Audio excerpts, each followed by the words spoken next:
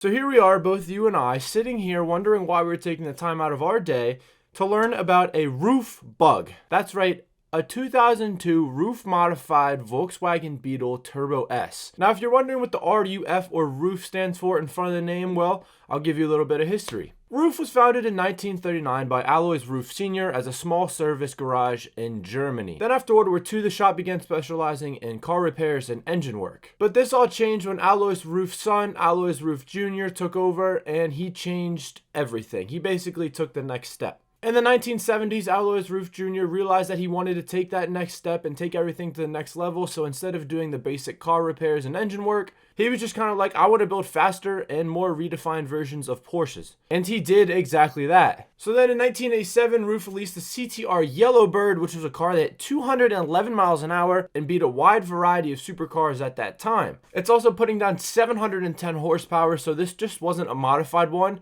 It was quite literally built from the ground up, so much so that this car has its own Ruf VIN number. So these cars were not just slightly modified, they were quite literally built from the ground up. Ruf then followed this up with insane cars like the CTR2, the Turbo R, and the CTR3.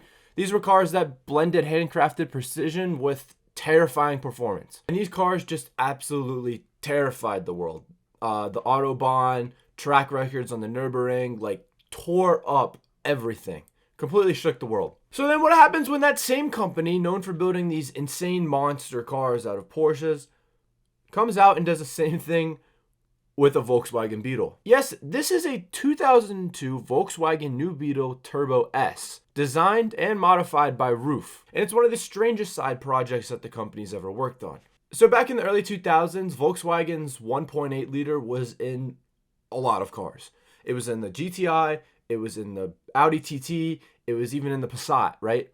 So it was a very common engine and a lot of people knew about it, which means a lot of people knew how to work on it. It was small, reliable, and capable of some serious tuning upgrades, so it made it the perfect fit for Ruf. Under the hood, this specific Beetle packs a 1.8 liter turbocharged inline 4 with APR ECU calibrations, a hyper boost air intake, and a turbo back APR exhaust. It's also mated with a 6-speed manual sending power to the front wheels, but don't let that fool you because Ruf's tuned the suspension with I-back sway bars, coilovers, and big brake kits at both ends of the car. It sits on 19-inch Ruf wheels wrapped in a clean reflex silver metallic paint with shaved bodywork, xenon headlights, and a deployable rear spoiler. Inside the car is equally as nice in my opinion. You've got Recaro sport seats, a Ruf branded steering wheel, billet aluminum trim, and a custom center console that looks interesting. I mean, it's custom. You also get a Bluetooth Alpine stereo, air conditioning, and a sunroof. Keeps it livable and I guess daily drivable if you really wanted to. Now, Ruf never published any official numbers for this in terms of horsepower and torque, but given its performance upgrades and everything, it's estimated to be around 230 horsepower, which may not seem like a lot, but you have to remember there becomes a time where you have to be concerned about power to weight ratio, and I think this might be a time to be concerned about that. Because this car is so light and the engine is so fast and responsive, I'm sure this thing's a lot of fun. And this is exactly what Ruf does best.